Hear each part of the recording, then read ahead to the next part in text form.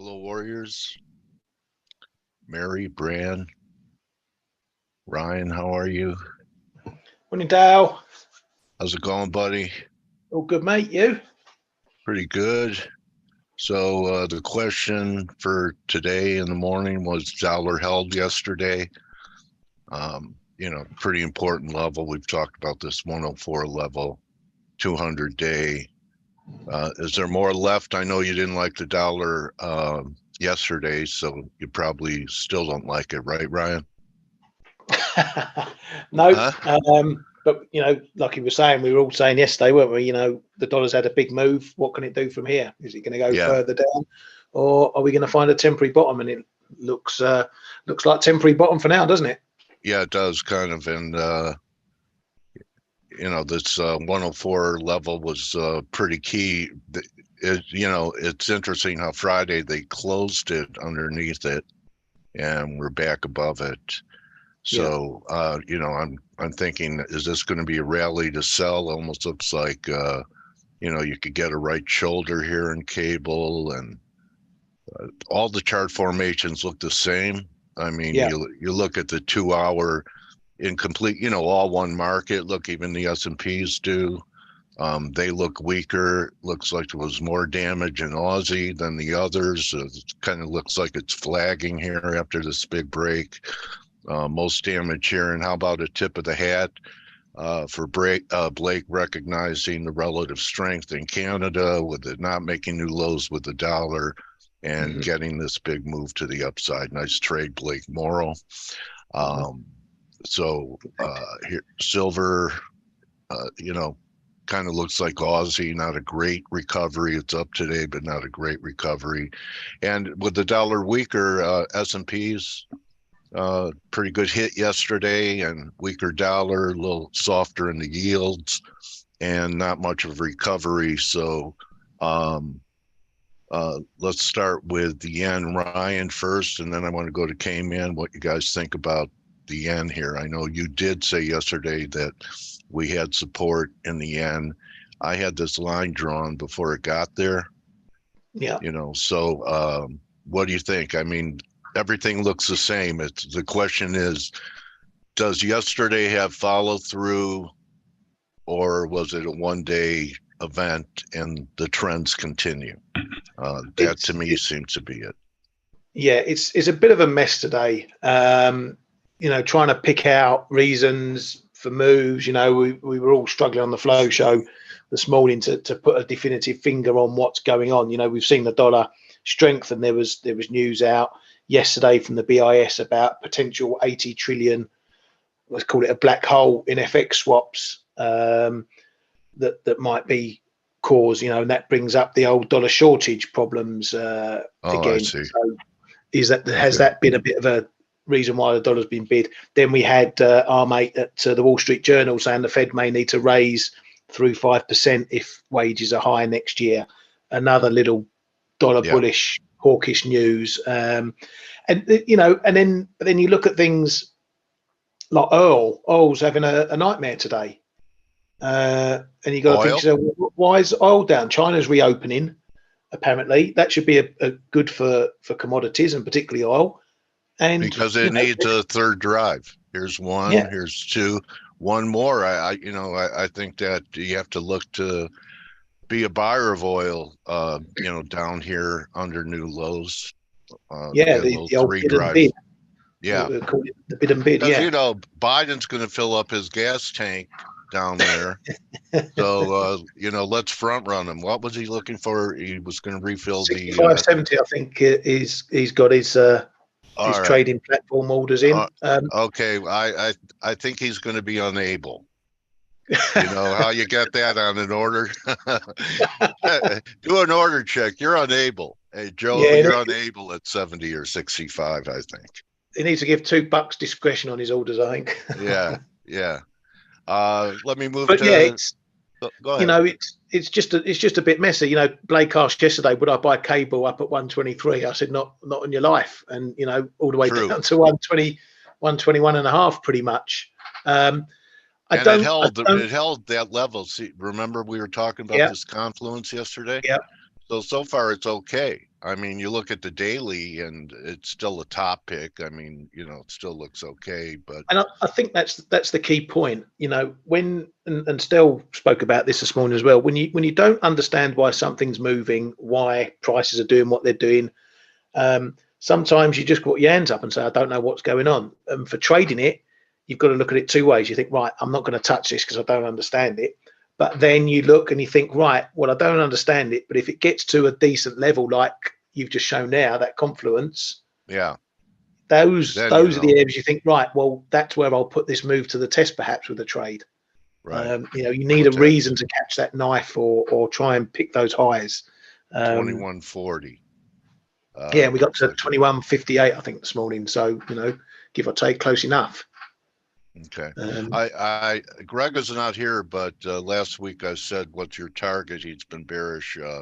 The dollar, bullish euro. He said 106. Nice call, Greg Horvat. Yeah, bang on the money, give or 105.95. take a couple of pips, Yeah, eh? yeah.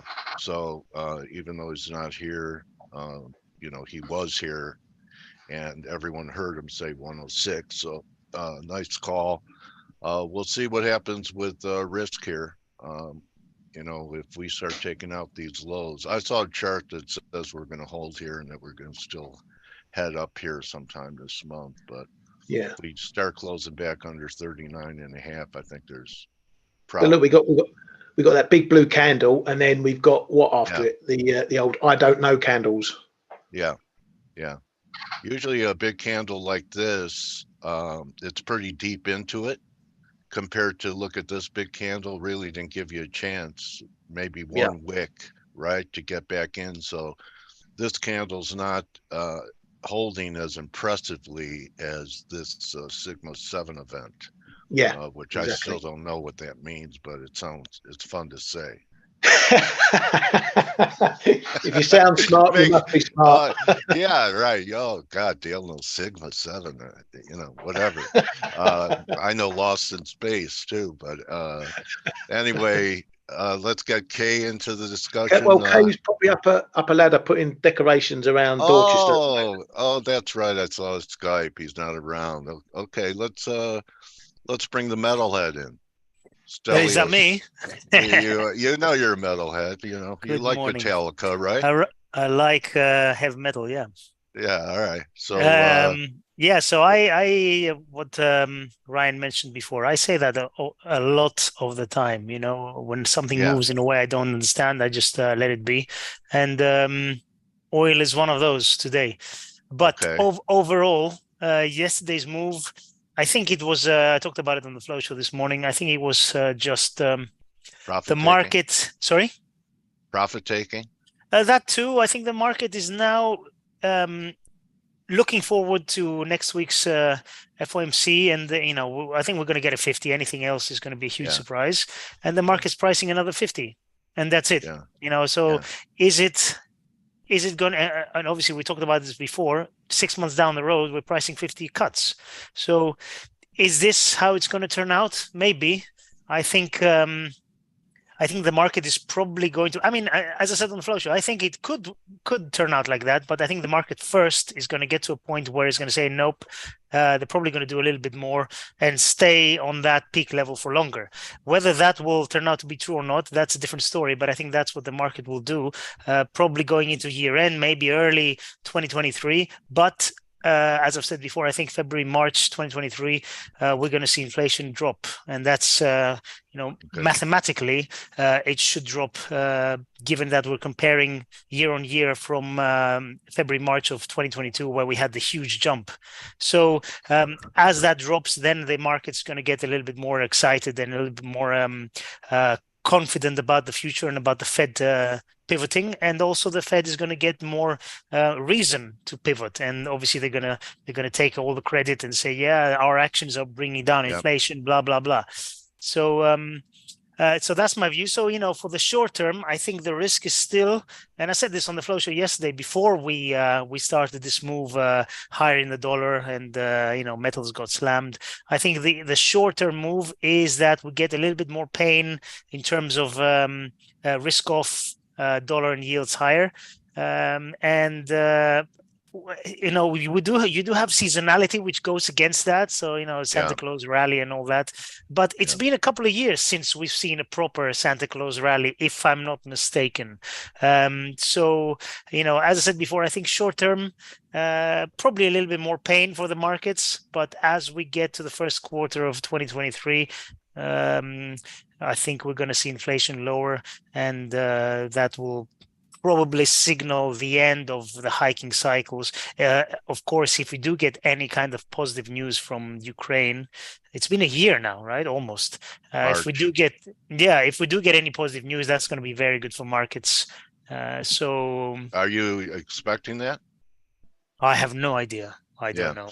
What about the technical levels in silver? Is 22 important to you still? Yes, those highs, exactly. Those highs from, it is important, but it's a small retracement from this big move higher from 18s, right? So this there you go. Exactly. So this 22, where we bounced basically, this weekly candle, we bounced from those highs. So this is a level. And you also have those previous lows, the bottoms in July, September, December, right? All that part there, end of 2022. So this is important, but because it's a relatively shallow retracement from this really strong leg higher, I think it could break them. We do have moving averages converging. You have them there. So this is a nice support zone.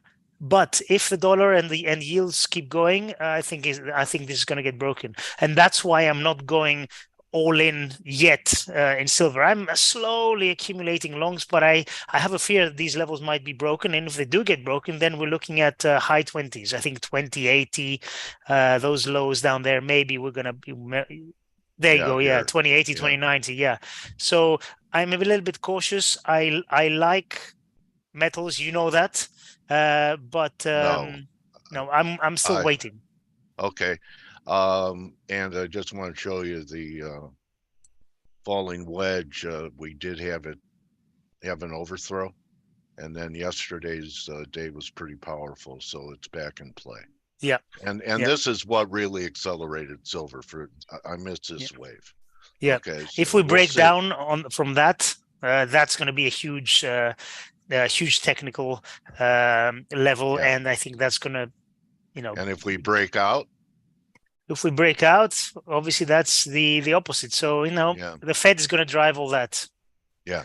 Once again, the Fed's driving, still has the wheel, and as we talk, S&P's down 10 handles. So right now, and also look how cable is fading, and that was a pretty weak bounce now. So I don't know, wouldn't December, a thin month, be a great month for liquidation? You could force some liquidation with the dollar rally, S&P's off, metals come off, and sets everything up for January. I mean, go on. Sorry. You don't start campaign trades in December. No, and you get a lot of book management and position management. So you're going to see moves which could be erratic and make no sense. When I was market making, I had certain parameters that I had to abide by year end, and so I had to get rid of positions. I know it has nothing to do with gold and all that, but and silver that we're talking about before. But you will get that in December, so you have to be wary. So December moves, I never trust them, especially last 2 weeks. Same process in all assets, wasn't it, Stel? Come to the end of the year, you reduced holdings, and you put them back on again in the new year. Yep. Yeah. Harvesting of tax loss, selling, everyone closing their books for the year. So, December is a month where, you're very tactical, and you're not looking to build a position for 2021 in December. Yeah. Perfect. And to answer Patrick's question, he says, what about all these reports that there's not enough physical silver to cover derivatives and physical price is 20% above spot? Physical price is actually a lot more than that. I was looking to buy some coins from an online dealer, and I think 1 ounce was well over $30. So you get like 50% premiums. The question is, the futures, they're linked to physical delivery, right? You take a futures contract, you don't roll it, you expect the seller to deliver physical to you. When the difference between spot and the actual physical price becomes too large, the risk increases that somebody's going to come in and say, yeah, I want delivery for all of it. Now, what do you do then? That's a question, but we haven't had that yet. But the more these premiums diverge, the more probable this is going to be. Well, and if you look at there are COMEX, dealers that it's not that high. I mean, I bought some rounds, Buffalo rounds, I don't know, a few months ago. It was like $2 over spot. Oh, okay. And they had they had inventory as well. They did then. I haven't looked in a month or so, but they did. And okay. But what they didn't have was U.S. silver coinage. That was, you had to wait. So yeah, how can you pay 50% over? And then if you sold it, you would need it to double to break even between the 50% in, 50% out. Yep. Right? True. They got a great game going there. Anyway, let's bring Blake in. Blake, great call on Canada. I bet you booked it. On the dollar Canadian long, yes. And guess what? I actually tried to fade it at triangle resistance, and that has not worked so great. And I actually took that off this morning. It's, hey, look, if I like to explain great. What's that?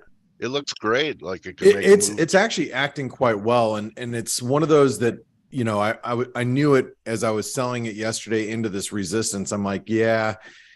It is acting well, and the problem is it's getting a foothold above 136, and the stronger, the more that we're getting this like solid breakout above here, the more risk it is to make a move back towards 140. And it's not just the dollar CAD. It's like, actually, it is just pretty much the dollar CAD that's like bucking the trend right now. Yeah. But what happens, if we start to see some dollar strength come through the market? Yeah. I think that is really a big risk for this right now. So I don't know. What do you think in S&Ps after yesterday?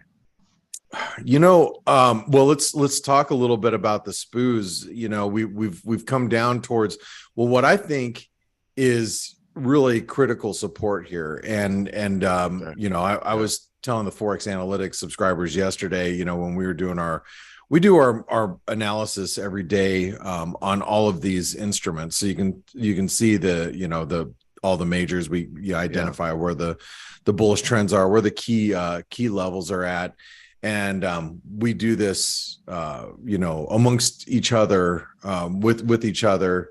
The bias chart that we used to show everyone for free. Yeah, definitely don't do that every day for free anymore, because but a lot of people have been doing it with me for 15 years, and one of the things that we talked about yesterday is we're still making higher lows here in the S&P, and we have to be cognizant of that. And I think the really critical support is going to be here at this trend line, and then these lows right over here around this 39.40 level. And you can see, we really, harped on, this 39.67 yesterday, which was the trend line yesterday. We were like, well, if we get down here now, it's really a little bit lower. So I think that's going to be key. And I think while we're above it, you got to be respectful of it. Now I'm as aware as anybody else that we have this huge resistance here, but if I was holding like a substantial short, I would be a little nervous right now. If you're like, very, very deep entrenched, like short risk right now, you've got to be a little careful. There's a lot of doomsdayers out there in the market. There's a lot of people that really think that we're going to hell in a handbasket, and there's no way that our economy is going to be sustainable, next year, and yada, yada, yada, which I don't necessarily disagree with what they're saying. But I think market price action is telling us a different story, especially over the next, couple of weeks as we go into year end. So Yeah. I think we do have to be a little careful about getting too caught up in our own biases. Like I do feel that the not only the U.S. economy, but probably like the world economy is going to suffer a little bit of a recession next year, but that doesn't always translate to how stocks respond. A, in general, B, right at this very moment in time as we're heading into a seasonally very strong risk environment. So, I think you have to be just a little bit careful here. So anyway, that's just some thoughts. But what do you think about the S&P price action around here there, Dale? Yesterday gave a little credibility to a little bit of a sell-off, and if the dollar is going to a dollar recovery and 104 holds and the recovery continues in the dollar, hard for me to get positive about the S&Ps here. So it's all about, it was yesterday across the board a one-day event, or is there follow-through? And I think there could be follow-through in the dollar, and that would be negative S&Ps. So, yesterday I was talking about we could have a little mini panic into the end of the year. But then I saw Katie on CNBC, and she said, it's still seasonality. The market could still have another few weeks in it. She's bearish, but not short yet. So, yeah, I mean, I look, it's like I do feel that we'll probably look at these levels 6 months from now and say, man, I wish I would have sold, above 4,000. But, the question is, do we go from 4,000 to 4,200 first, right, before we go to 3,500, right? So I think that's the question. And as much as I want to be a bear up at these levels, because you look at the technicals, I just feel like that we're going to squeeze higher. There's too many bears out there. Good. Yeah. Right? Yes. And also the other side of the coin is, what a great time for a bear raid or a short squeeze with not as much volume and liquidity in the market. So, be aware. Don't try and hit home run balls in December either. Reduce your leverage and be tactical. Scalp, in other words. Right. Yeah. I think that's, I try to be really, really fairly quick. I mean, Dale, I'll just, I'm going to show everybody just some, trading that, I post my trades, what I'm doing here. And so you can see, like, yesterday I picked up some cable, then I sold it for 20 pips. Then I'm starting Aussie New Zealand longs. I sold some dollar yen overnight at 137, closed it out this morning at like 136 something or rather, right here at 136.11, and then I took, my dollar CAD off for a loss, and I closed out a dollar Mexican peso short from yesterday at for 1,500 pips. And, I'm trading more like over the course of 4 to 12 hours versus sticking around in more swing type of trades. And I think that's going to be, my modus operandi. For the next few weeks. I think, you just got to be kind of nimble. And if you're not, you're going to get caught up in what you see here, this very choppy. I mean, look, this is what, last 3 weeks. Yeah. I mean, if you're trying to get, just bullish and stay bullish, or get bearish and stay bearish, you're getting chopped up to pieces. And you're not putting anything in the bank. You're not putting anything. You're not putting anything in the bank when you have it. Exactly. And there will be markets where we can, press on the gas and get, aggressively long or aggressively short. But I don't think that's it. I don't think we're in that market right now, especially given that we have the FOMC here over the course of the next, week and a half. That's really going to drive price action from like the middle of December all the way until year end. So I Right. think if the Santa Claus rally is coming, hey, Ryan, Stelios, what day is the Fed? It's the 15th. 14th. 14th.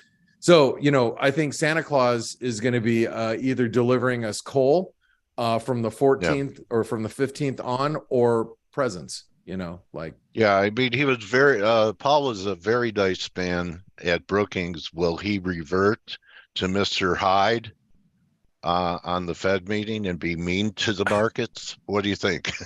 He's Jekyll and Hyde. What do you guys? I mean, he's like Jekyll and Hyde, man. My opinion is he's going to stay the course. He's going to continue to stay hawkish. He's embarrassed himself too much this year. He wants to make sure he puts inflation out. Period. End of story. No matter what. So I have a feeling that we're going to get some coal delivered. He'll be mean. What's that? He's going to be mean. He's going to be mean. He's going to be hawkish. Mean to us, huh? Mean to us. He's going to be mean to us. Yeah, exactly. But what do you guys think, Ryan? What do you think? No, I think that's right. This is always a difficult time of year because there is so much that goes on. We always have a big central bank week. We've got Bank of Canada tomorrow. We had RBA last night. We've got all the biggies next week. It's where the final bets are made on policy going into 2023. And then, the long termers set their stalls out after that. And then it all dies a death because, as we were saying at the beginning of the show, traders reduce positions for the year end stuff. And it's all picked up again in the new year. So it's always a funny period, and you've got to take that into account when you're trading. Like you say, you don't want to get stuck in the mess of choppy markets and constantly finding yourself on the wrong side of funny moves that you don't understand.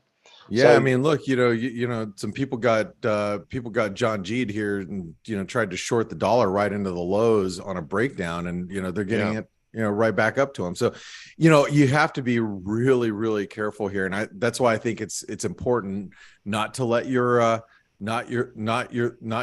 trades get away from you. So if you're in a loss, take it off. There's no shame in taking some losses. And if you got some gains, happily take them off the table. I think that's the way you got to navigate, especially over the next couple of the next 7 or 8 days. I think that's what you have to do. Hey, what was I going to say?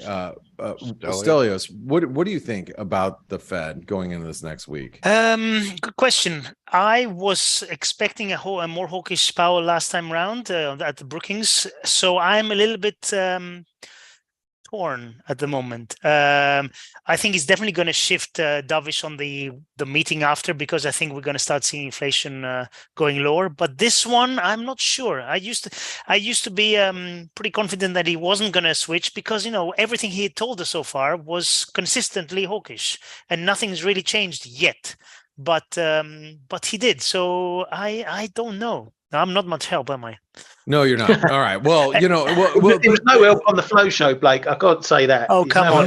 Well, I'm glad you got him over there. You must have expended out all of his usefulness in. By the way, Dale, I was looking at the Royal Mint. 1 ounce silver bullion coin, Britannia 2023 standard coin, £28, which is $32. So if you're getting them at $23-24, it's a steal. Anyway, okay, just let's really quick. Let's talk about the RBA, because they sounded really hawkish last night. I'm sorry, and I thought they weren't. I thought they were going to come in.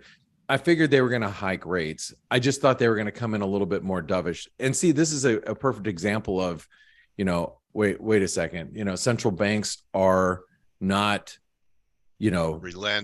relenting. That's a good word, Dale. And that's why, I look at the Aussie and I'm like, God, I look at the dollar and I'm like, do I really want to be short dollars down here, knowing that Powell's probably not gonna let off. And then also, obviously that's going to be a risk for stocks too.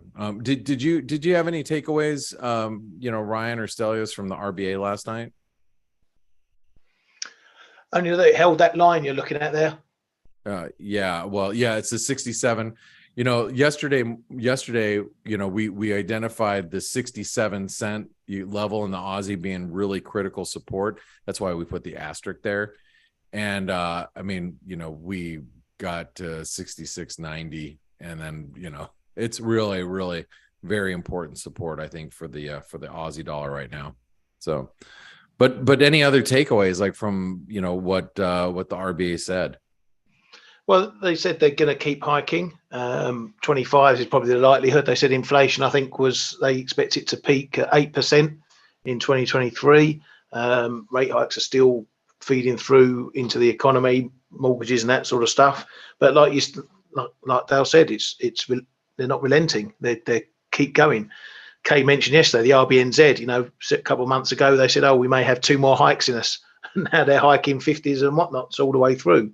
So there's no let up. There's no let up from the central banks. And the trade balance data out of the U.S. and Canada came in a little bit better than expected. So just, it's not really moving much.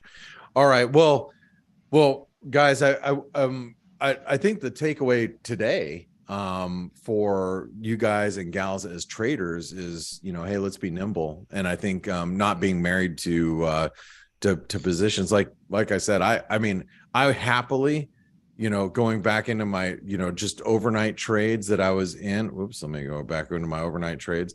I took a loss in the dollar CAD, and I took a gain in the dollar yen. I, booked 90 pips for the dollar yen, lost 67 pips in the dollar CAD, and I made like 1,500 pips in the dollar MEX, and I just walked away from it. I'm like, look, if you're going to have some losses, and if you have some losses, just, take it.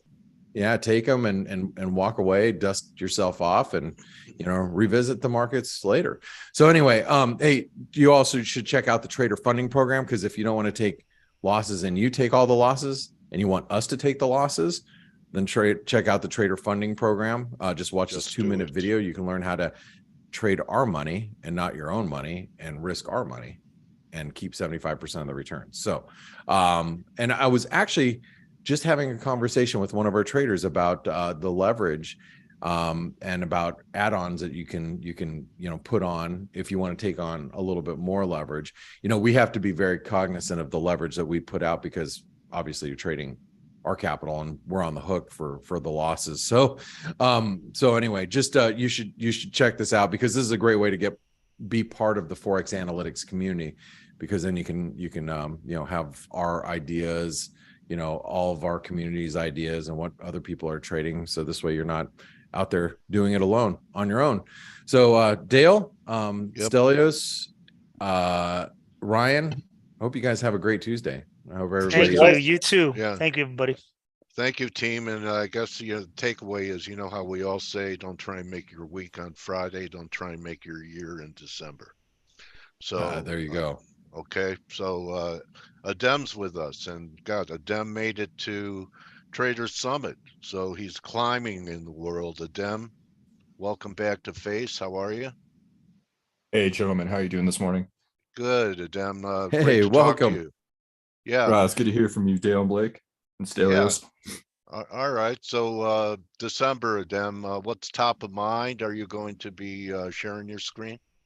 Go ahead and take over. Let's see. There we go. So I do remember maybe an interview or two ago that you were actually taking a spec position on long China. Has that been working out for you? It didn't at first, Right. and then bottoming, and now it is. And then the long bond play. When you were just talking, some other gentleman was saying how he was expecting Powell to be more hawkish, in that last meeting. But then that CPI number came in, and it's just those kind of black swans that I think really move the market, because you have, everyone was positioned for Fed to keep tightening. And then I think the TLT, I got lucky with it in October. Oh, the TLT, yeah. Yeah, I was just looking at the TLT, I was like buying the May call options, 103 strike. They were trading at like 12% implied. really, I mean, that's a really small curve spread, not to mention on the volatility smile, they were also really cheap. So I said, you know what? I think there's going to be some sort of slowdown next year. And I think bonds are going to rally. And I didn't know what would cause it. And then like 2 weeks later, that CPI came in, and it wasn't even that much less, right? It was like what, 0.5 less than people are expecting. And then you see the 10-year blow out, rates plunge. And then now everyone's like, oh, Fed's going to probably be dovish until this recent, employment data. But it just goes to show you that how, like, these big moves, these big volatile moves are just getting bigger as markets are trying to price in things and reprice suddenly. Okay, so what are you seeing asymmetrically, and what's the last book you read? And Last what are book you showing us? What are you showing us on your screen anyway? Are you able to see this? The BIS report. No I don't know if you saw it. No, I see no data received from your website yet. That's what we're seeing. Oh. I don't know what you're showing, actually. Sorry, wait. You're not seeing my screen right now? I'm seeing your screen, but I'm asking, what are you showing us? Sorry. So I was actually looking at this yesterday. So the BIS, Bank of International Settlements, they posted. That's not what we're looking at. We're looking. Wait, what do you see? It keeps coming up. Average engagement time, report snapshot. What? Trader funding program. I don't know what you're trying. This isn't that's not my screen. Well, are you sharing? Yeah. Let me do it again. Same thing. Another participant says you cannot start screen while the other participant is sharing. Oh, Blake's still sharing. Hey, Blake. Oh, sorry about that. That was me. That was my fault. All right. Thank you, Blake. Thank God you guys didn't see anything crazy. Like, wait a second. Was that the right screen? Joking. Right. Yeah. Anyway. It was pretty neutral, Blake. You're not in trouble. No.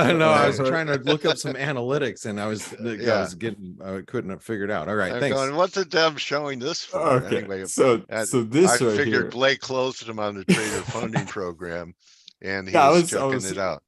Yeah, I was kind of. I was gonna say, like, I'm not sure what you're looking at, but all right. So okay, so yeah, there's this. We were talking about this morning. So all right, go ahead. And this is something you and me talked about like a year ago, 2021, and the BIS now is saying how there's obviously a massive blind spot in the FX swap market. So if you already went into detail with everyone, basically in FX. No, go ahead. No, so I was going to say, individuals don't know, like foreigners, like European, let's say a Swiss pension fund or something, they want to buy US equities, bonds, whatever. They swap currencies usually. They give XYZ euros to the bank, then they get the dollars instead, then they buy the US assets, and then at the end of the term, they swap back. Now, the profits are usually made when they get those dollars in return. If the dollar goes up, if the dollar weakens, and whatever asset they bought with those dollars, it's usually bonds or equities, it appreciates. So then the Swiss fund will sell the dollar assets and etc., and then end up trading it back, and they make their profit or gain on the increasing asset and also on the yield. And also when they have to buy the euro back, when they swap the currencies back, the US is cheaper dollar. But we've seen the opposite over the last year. Obviously, the US dollar has exploded. US assets have fallen. So individuals who have done swaps, and we've seen the Swiss National Bank, they've been, gobbling up US dollars and over the swap line. And the Fed's tried to ease this with like the foreign lending market, meaning basically a repo for foreigners. And there's a huge safe asset. Was that what they did with Credit Suisse, Adem? Oh yeah, and then China's been doing it off books. Yeah. Okay. Yeah. Right. They've all been doing it. China's been doing it. I mean, they've all it's such a huge market. Like these are off balance sheet obligations, and they were looking into it, and they said like a lot of these companies, analysts, it was something like 12 times capital. Double bank balance sheets, these FX swaps. And the thing is, these aren't notional. Like like bond spreads, how they're kind of hedged with the asset of the bond. I mean, these are currency swaps. So any big move can really, who knows? Like, I mean, it's just such a massive market. And I think it just goes to show you that there's been a map here. Actually, I have a chart from the BIS site that was showing it. Yeah, like if you look at these, most of them mature. Almost 65 trillion of this matures in less than 1 year. I mean, that's wow. I mean, the dollar being this strong is really acting like a wrecking ball in some of these. And we've seen it, throughout the economy, like you were just saying, the Swiss National Bank, and we've seen China, we've seen countries just Britain when they were. Well, Credit Suisse is not a national bank. They're a bank, and they were, people were talking about them possibly being able to fail. So the Fed did some swap lines with them. Is that related to this? Oh, I'm sure it is. Because I mean, when they get those dollars, they give it to their banks, right? I mean, they're being like, they kind of have their own little like pyramid of banks. And it just goes to show you how outside the US, like outside dollar creation, it can really run rampant. And I think the bigger problem here is that there's a structural imbalance in the world economy right now, when you're seeing there's basically a safe asset shortage. There's a bond shortage in the world and a US dollar shortage. And I know a lot of people say like, well, how is there, a dollar shortage? How is there any kind of capital shortage? And when I say dollar shortage or savings glut, more informally, it's not that everybody's like loaded with money. It's that so you have countries in the world who continually run current account surpluses. And just to put an example, everyone's showing where is it here? Here's China's capital account or current account. It's back at 1.5 trillion, as you can see. That's a massive imbalance in their economy. And you can see between 2008 right here, it peaked, and then it started declining as their economy was consuming more. So their consumptions were rising, their imports were increasing, their exports were, they weren't such an export heavy economy anymore. Well, 2020 happens, they're back to running all-time high current account surpluses. And a lot of it's to do with their demand weakening, but that last peak was right around the financial crisis. Yep, and exactly. Right. And it was. With it coming down for years into 2020, was China doing okay and supporting the global economy, right? Yep. And they were importing everybody's excess. Now we're in the opposite direction. Now we're in the opposite. And this is kind of the problem, is that, and Michael Pettis, so you asked about a book. There's this book, it's kind of old, but I always go back and read it. I actually just reread it. It's called The Volatility Machine. And he wrote it in like 2004, and it's about emerging markets and dollar shortage and how he saw it coming. Yeah, he's a brilliant guy. And he also has a recent book he published. I know I've recommended it a couple of times, Trade Wars or Class Wars. But Dario yesterday said the reverse currency wars are over. Do you agree? The reverse currency wars? Yeah, that's what he said. Or the currency wars, and now we're in the reverse of it. I believe that's what he labeled it. Yeah, well, reverse. It'll be hard to tell, because I mean, I could see it. It's definitely not like how it was after 2008, because the dollar was weakening back then. I think the Dixie hit like in the mid 60s back after 2008 at some point, and 2009. And when the US dollar was weakening, every other currency was influenced. I mean, the Canadian dollar was over $1 power to it hit par with, it was a higher. Euro was what, like 150. So I could see there being a currency war then. Obviously, everybody was floundering, trying to undercut each other to get kind of an advantage. And so the contrarian trade now, after about 2 months or so of the dollar pulling back, it seems like it's pretty crowded now on the short dollar side. Oh yeah, Yeah, I mean this it's usually how. I mean, we always see this That happen, happened yeah. quickly. We It went does from happen like very quick. 90% bulls in the dollar when it was, 114, above 114, and now we're in the 30s or 40s. It's at least neutral now. Yep. Yeah, you have all Do you them think this big traders. 104 is going to hold in the Dixie again, Um, it or could go lower in the medium term, but I think longer term, dollar's gonna keep going higher unless the Fed really does something. I mean, even with their easing, even with all their stimulus in 2020, I don't think we saw it drop below 90 or like 89, and that's still pretty strong relative to the other currencies. So I don't know. I think dollar's going to go higher just because, like we were saying, when you have countries like China, like right now, the current account surplus high. Germany, before the energy crunch, was the world's leading current account surplus country. And then there's Japan, the Netherlands, Saudi Arabia, Russia. You have all these countries that basically have structurally built their economies. It's kind of like instead of a reverse currency war, I'd call it like mercantilism via okay. currency I've heard that. manipulation, because you have these countries. So instead of doing like tariffs and quotas to discourage imports and boost exports like China does, you have China simply holding down the value of their currency. They suppress investment returns. They subsidize exporters. I was looking at the recent CSIS report, and it showed how basically all of China's capital goods market, which is one of their largest exporters, they're one of the largest exporters of capital goods in the world. It's like 45% subsidized by the government. They do this on purpose, and all these countries do. Japan does it too. They have built their economies around trying to be export heavy, and it it works in the short term when you're trying to get growth, like we saw up to 2008 for their economy. I mean, they had rapid gains back then, but obviously you run into the law of diminishing returns. But this creates two issues, because the US dollar is the reserve currency.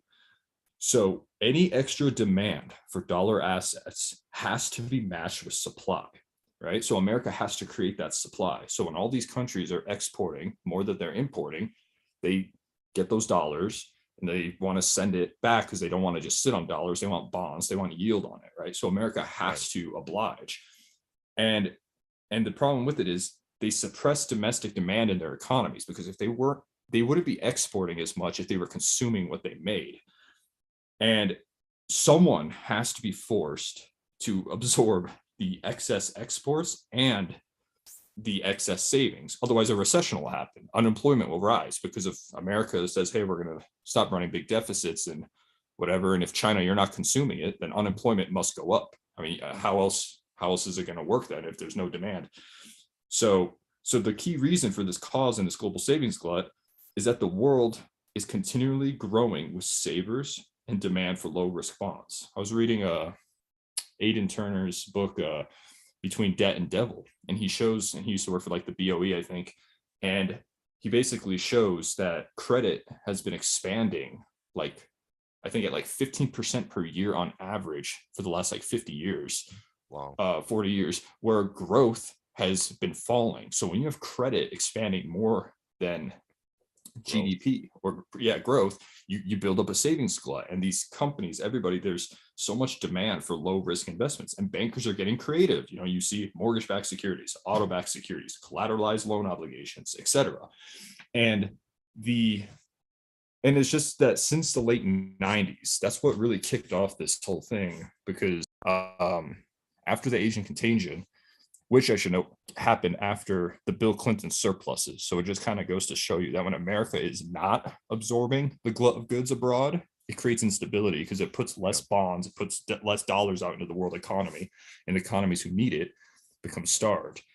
So all these countries started building their economies around funding themselves with exports. And now, it's, the excess savings plus demand has kept the US dollar overvalued, which has kept investment returns down, yields lower. And it's facilitated a surge in US debt, because debt is so cheap because it keeps flooding into America. The Fed doesn't even have to ease. This is what I've argued before. Like if you look at the natural interest rate, it's gone down. Even if the Fed didn't cut market rates lower, natural interest rates over the last 40 years have declined. I think the natural interest rate up to 2020 was like barely 1%. So if the Fed has to get growth, they have to force market rates below the natural rate. And for anyone interested in the natural rate, it's just Newt Wixell, an old economist from the late 1800s. He basically said, like, without a central bank, there's still going to be interest, right? Like there is always going to be interest. Banks do it, investors do it. And he said, so usually it's determined by like inflation, growth, demographics, like a quantifiable how the economy is doing, because demographics plus productivity equal growth. And he said, if both are falling, you're going to have a natural rate decline because there'll be more savings built up, and investors or whatever's just trying to get it out into the economy. So rates are going to like drop. And we've seen the natural rate drop. So the theory is if the Fed wants to stimulate the economy, they will be forced to cut market rates at the short end below the natural end. And Edward Chancellor negative rates again. Exactly. And Edward Chancellor, for anyone interested, this is an important topic. He wrote a book recently. It's Edward Chancellor. You know why? After you talk about this book, you know, we're in December. I know you're a thinker, and you're thinking, you know, 2022 is almost in the books. What are the opportunities coming up in 2023 that I'm looking to build a campaign position on? Maybe you could share that with us, Adem, what you think your big ideas coming up for 2023. Yeah. So yeah, I'll get right to that. So anyone interested in this natural interest rate versus market rates and how the Fed intervenes, Chancellor wrote this book like 3 months ago. Oh yeah, I like the hourglass. Right. And I don't want to like shamelessly. My favorite TV show. As the sands in the hourglass, so are the days of our lives. Yeah, it is a good picture. I'm not familiar with that, but well, you didn't want. Well, you know, I guess you don't watch soap operas anyway. The market can be a soap opera, or the people you deal with when you're in the market can be a soap opera. So yeah, I agree. Okay, but yeah, okay, so by trade stuff, oh yeah, before I said that, anyone interested in like how market rates and Fed cuts natural interest rate of interest, just the theory is that as natural rates have declined, the Fed's been stuck between a rock and a hard spot, mainly because savings are building up, the production slowing down, aging demographics, etc. Total factor productivity is down everywhere, law of diminishing returns, etc. So, and not to mention entitlement spending has ballooned. And how can you have entitlement spending ballooning while growth slowing? That's not sustainable. So the Fed has basically stepped in, cutting rates constantly below the natural rate to try to like kickstart something. But the side effect of it is vicious asset bubbles. So, you know, they're kind of stuck. But yeah, so regarding trades, I was actually looking at this thing for trades. So every time the Fed or the yield curve inverts, and we all know the yield curve is, the entire yield curve at this point is inverted. I do like bonds. What the hell is this? Okay. Yeah, I do like bonds. I think it's good for anyone looking or can see. This is the yield curve in 2020 and 2021. And this is the yield curve today. It's completely upside down. So I don't think that's going to get better anytime soon. I still think long yields are going to go lower if the Fed keeps tightening the short term, which I plan they will do for the foreseeable future. They're going to probably keep tightening the short end. Even if it's at a slower pace, it's still increasing it. And I think but the economy at the longer end of the curve is pricing in deflation and recession. I know you talked about it last June when I was on here. I said I thought inflation peaked in June just because all the leading commodities and indicators were plunging. So I would be surprised if we see inflation growth pick up from here. Obviously, I'm not going to rule it out because oil and food are kind of the wild cards. Like there's shortages all over, affecting those markets. But okay, so you think, like so TLT, even though we've rallied pretty good, what about 13? Yeah, I think on pullbacks on TLT, I think discretionary spending is going to be bad. Short. I think autos, used car prices, like I'm definitely not looking into 2023. Like there's some things I'm looking at, like Best Buy. I mean, I was looking at their recent thing. Their growth was terrible. And we always see a boost at like Q3 and 4, holiday spending, etc. So like I see people like, oh, like credit card usage was up and all this amount, not even fixed for inflation. But to me, so bearish retailers, another big idea for 2023. Yeah, I mean, if anyone's looked at recession plays, what I do think it's until the Fed stops. I mean, it doesn't. I mean, who knows? I mean, some say you can't have a recession with unemployment like this, and that's true. But we're kind of seeing a white collar recession happening right now. I mean, there's been layoffs across all of Silicon Valley, right? We saw Twitter, we saw Stripe Capital, we saw Facebook, right? Like we saw all these big, and a lot of people. Oh, the mortgage writing industry is killed. They're gone. They're fired. Yeah, and a lot. And a little, when I talked to refis, mortgage brokers, no refis right? at 6%. Yeah. And the problem with it is these are the marginally high paying jobs, right? I mean, like someone losing a job in Silicon Valley making 175 to 125, 175 a year losing a job. I mean, it's pretty significant when it's happening in waves. And there's this website called Daily Job Cuts. Anyone can check it out. Basically, it just shows companies that are hiring and planning on firing. Every time I look at it every day, there's just 3,500, 10,000, 20% of workforce. So I don't know. I think the leading indicators. So the Fed looks at the non-farm payroll, but if you look at the household survey, if you look at NFIB, they're all down. They're all like showing small business surveys. Like a small business survey show like they're cutting prices. I guess input prices are falling also too, but at the same time, like, they're not expanding. They're like at their worst expansion rate in like 40-year low or something, small business, which makes up about 45% of US business. So I wouldn't be surprised if we keep seeing it worse in in 2023, especially if the Fed tightens. So I think, things like discretionary spending, I think used cars is creating a problem. I think companies that hold a lot of used cars, and I know it's a pretty illiquid market. And what I mean by illiquid, people are walking away from their $1,000 a month car payments now. See, that's what I was telling. It's almost as much as their mortgage payment at a 3% mortgage. Yeah, no, I mean, it doesn't make sense. And like, I was talking to this guy recently, and I was telling him like, there's an illiquidity pocket forming in housing and autos, and he's like, what do you mean? Like prices are just too high? And I'm like, yeah, but that's what illiquidity means. It means that there's such a large gap between buyer and seller that the volumes are down, and one of them has to budge, right? I mean, you're a stock trader. If the bid and the ask are way too far apart, you're going to see volatile swings if someone makes a move. But if no one makes a move, I don't trade it. Exactly, and no one trades it.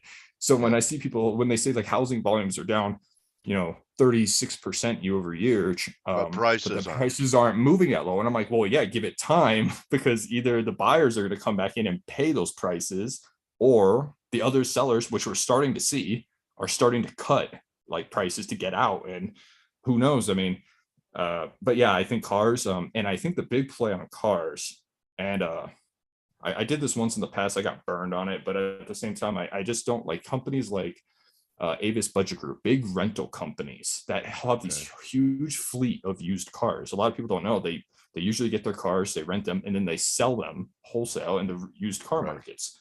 So, but the thing is, if your used car prices decline rapidly, that's a huge write-off, especially on your market valuation. So that's your main asset base. So especially if we see yields higher and car demand, new vehicle demand declines. So I don't know. I've been looking at those like puts. There's also some other little companies. Like I was looking at Wingstop. There's the wing place. Their stock is just, I don't know what it is about it, but it is. Let's check it real quick. It is extremely expensive. That's PE 112 PE ratio, right? Like it is. It makes no sense. They hardly make any money. Like people.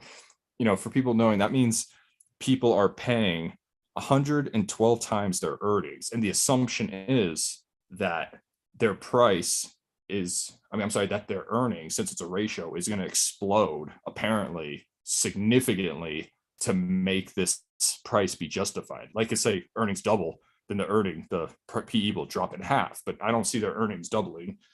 I've seen some people say it's going to triple, and I just don't see it. So I've seen like 3 of them shut down by me anyway. So these are just some ideas. They're great ideas, Adem. And so, my takeaway from our discussion is, you like bonds, you know, TLT, maybe maybe we'll get some kind of pullback into the Fed, you get long bonds, and that there's still, even with, say, the bond market performing, can occur with the stock market not performing in certain sectors because of economic weakness. Oh yeah, I agree. I think bonds long Well, term. I hope you agree. That's what I think you told me. Yeah, I do agree, Right? and I think Okay. yep, and I think bonds. I think bonds. Anytime you can, I think bonds globally are going to just keep going lower and lower, like demographics, diminishing returns. So I think anytime you can take advantage and get some lock in some long term yields, or whatever you want, that's good. And not to mention, last chart before I know we're out of time. The net percentage of domestic banks that are now tightening standards has soared. It's at 40% now in Q2. That's a huge jump. So this usually follows yield inversion. Actually, 2018, same thing. Yield curve inverted, but it was like barely inverted. And we saw bank tightening, or I'm sorry, 2019, it shot up in Q1. This is before the September squeeze. And we saw banks start curtailing credit.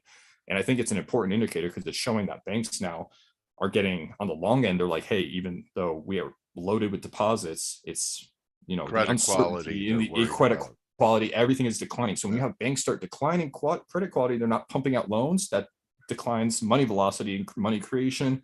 And I just don't see how you're going to get more inflation at this point when you have everything kind of turning south. Thank you at Radical Adem for another great presentation. You want to show your website? Been doing check me on you've Twitter. Expanded since F.A.C.E launched you on a rocket ship to your destiny into outer space. Yeah, I'm very grateful for you guys at Space and everything. It's definitely been a pleasure speaking with you and catching up. And I hope to talk again, man. Nice website. I went there. Real nice articles of them. If you like big macro thinking, Dem's your man. So check out his website, speculatorsAnonymous.com, and you could find him on Twitter at Radical Adem. And what's radical about him is that he works hard and he's not lazy, and he has a voracious appetite for knowledge. So you flatter me. Thanks, Dale. Yeah, so really appreciate it. Hope you have a great holiday season, Adem, and we all root for you here. And thank you for bringing your insights to F.A.C.E. Yeah, anytime, Dale, and same to you. Hope you guys all have a good holiday. Okay, my trading warrior brother, Adem Tumercan. So thank you, Adem. Have a great holiday season.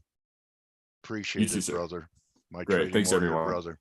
Okay, and could join the team in 13 minutes on the Morning Edge, where you get to see the bias charts, etc. And I'll see everyone tomorrow. Good hunting today, and don't just count your pips, count your blessings. You're welcome, Laura.